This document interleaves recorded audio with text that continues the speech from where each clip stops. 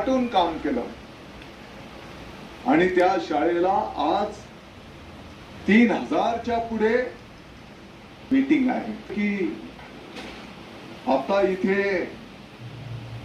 सचिन बिराजदार आलेलं होतं.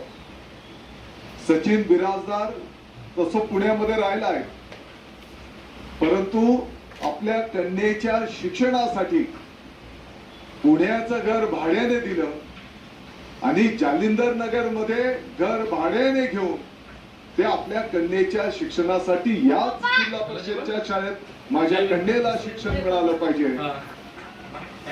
मला वाटतं की याच्यापेक्षा मोठं सर्टिफिकेट आणखी काय असू शकतं. निश्चितपणे आपल्या सर्वांना अभिमान वाटेल अशा प्रकारचं कार्य आपल्या संपूर्ण टीमच्या वतीने या ठिकाणी संपन्न होत आहे. याबद्दल मी आपल्या संपूर्ण टीमचं आभार व्यक्त करतो, तुमचं अभिनंदन करतो.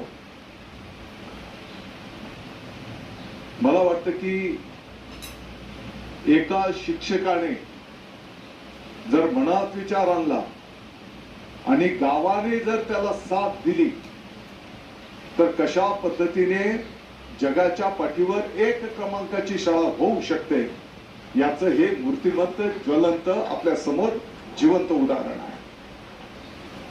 निश्चितपणे या उदाहरणाच्या माध्यमातून माझं असं काही म्हणणं नाही की इतर ठिकाणी काही झाले नाही.